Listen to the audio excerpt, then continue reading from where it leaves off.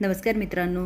आता शुभू, श्रावणी आणि डॉक्टर विशंभरच्या घरात तर जातात, पण श्रावणीला भीती असते कुणी ओळखणार तर नाही ना. पण खरंच श्रावणी आणि शुभूला कुणीच ओळखत नाही.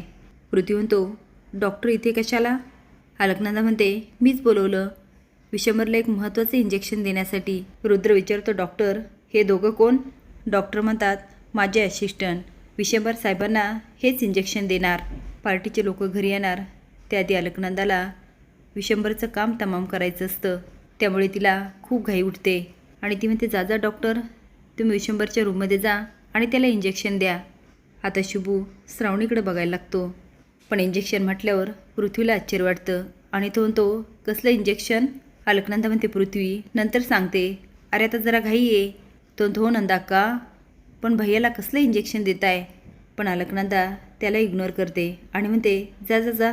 शुभू श्रावणीला खुणवतो आणि श्रावणी जायला लागते. तेवढ्यात रुद्र म्हणतो, एक्सक्यूज मी. श्रावणीला म्हणतो, एक मिनटं थांबा, तुम्ही कुठे निघालात? श्रावणी आवाज बदलत म्हणते, वरती सरांच्या रूममध्ये. रुद्र म्हणतो, तुम्हाला कसं माहिती साहेबांची रूम वरच्या मजल्यावर येते? अलकनंदा श्रावणीकडं शॉकून बघायला लागते. शुभू घाबरतो, त्याला काय बोलावं तेच कळत नाही. तेवढ्यात तो डॉक्टरांकडे बघतो. डॉक्टर म्हणतात, मीच त्यांना सांगितलं की साहेबांची रूम वरच्या मजल्यावर आहे. अलकनंदा मान हलवते. रुद्र म्हणतो, अच्छा. अलकनंदा म्हणते, काय रे रुद्र, तू पण जा जा जा. शुभू श्रावणीला खुणवतो आणि श्रावणी वर जाते. तिच्या मागे शुभू आणि डॉक्टर पण जातात. श्रावणी तर बाबांच्या रूममध्ये जाते. विशंभर म्हणतो, कोण आहे? आठवत म्हणतो, तुम्ही तुम्हाला डॉक्टर म्हणतात ना, तुम्ही डॉक्टर इथे काय आलात? मी तर व्यवस्थित आहे, मी आजारी नाही पडलो. मी आजारी पडलो का? आता मात्र विशंभर असा काही बोलत असतो की श्रावणीच्या पायाखालची जमीनच सरकते. श्रावणी ते शुभू. आता शुभू आणि डॉक्टर आत जातात आणि विशंभरची हालत बघून शुभूही चकित होतो आणि तो डॉक्टरला विचारतो, असं का झालं असेल? डॉक्टर म्हणतात, माहीत नाही मला. श्रावणी ते डॉक्टर, बाबांना नीट तपासायचा. विशंभर म्हणतो, बाबा कोण बाबा? आता श्रावणी खुणवते आणि डॉक्टर विशंभरला चेक करतात आणि म्हणतात, ह्यांना कुणीतरी औषध देतं आहे. शुभू आणि श्रावणी म्हणतात, औषध? कसलं औषध?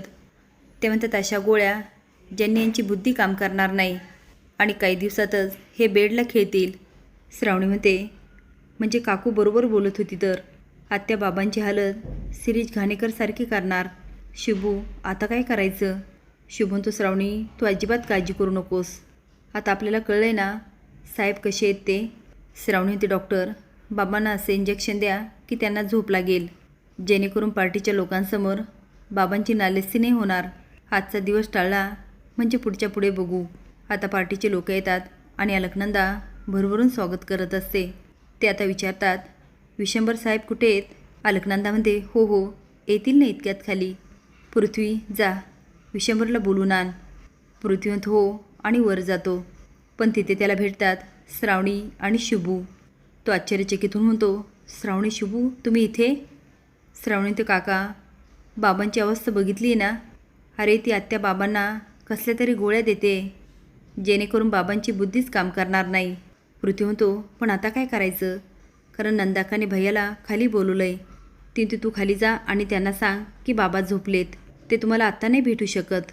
पृथ्वी म्हणतो, हो मी तसंच सांगतो. आता पृथ्वी एकटाच खाली जातो.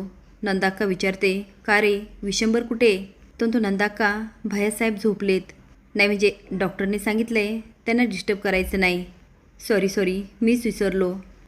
मला साहेबांनी सांगितलं होतं की आजची मीटिंग कॅन्सल कर, पण माझ्याच लक्षात नाही राहिलं.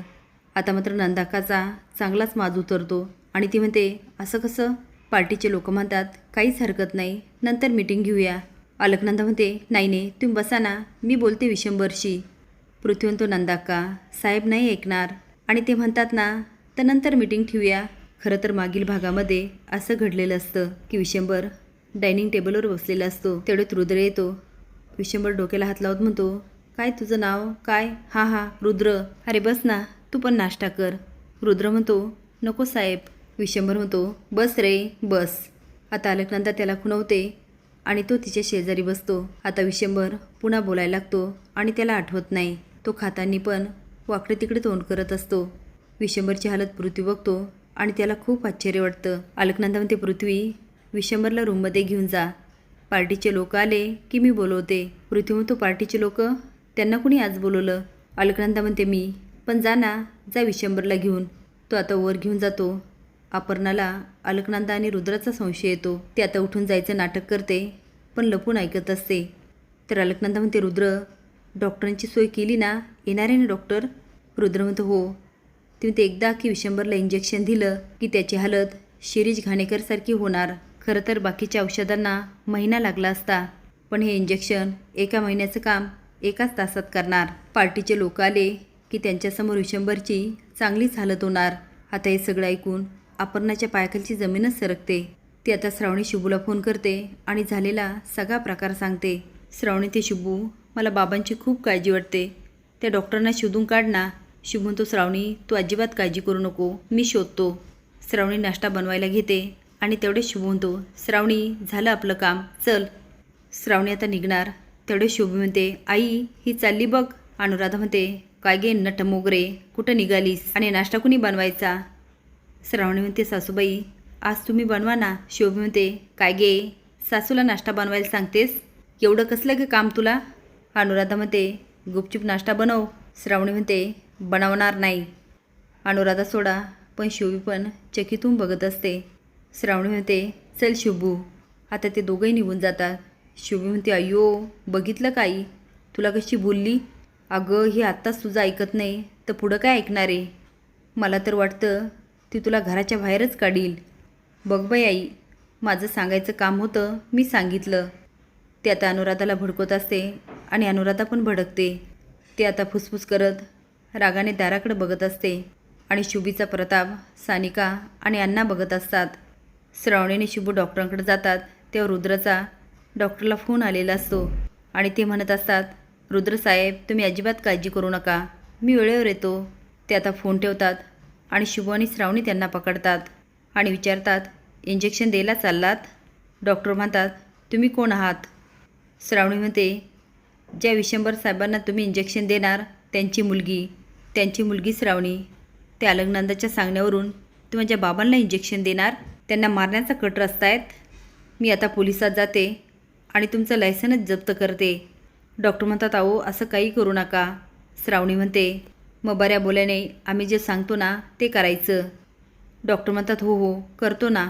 शुभू आणि श्रावणी डॉक्टरला घेतात आणि विशंबरच्या बंगल्याबाहेर उभा असतात. श्रावणी आता बंगल्याकडे बघत असते. शुभून तो काय झालं श्रावणी, भीती वाटते का? ती नाही शुभू, माझं घर बघते. जेव्हा घराच्या बाहेर पडले होते तेव्हा डोळे भरून नव्हतं बघितलं. मला माहिती आहे माझे बाबा मला कधीच माफ करणार नाही, पण मी ते अलकनंदाचा डाव कधी सक्सेस होऊ देणार नाही आणि माझ्या बाबांना पण काही होऊ देणार नाही. आता डॉक्टर, श्रावणी आणि शुभू आज जातात आणि बाकी सगळं घडतं. असेच नवीन अपडेट जाण्यासाठी लाईक आणि सबस्क्राईब करा. धन्यवाद.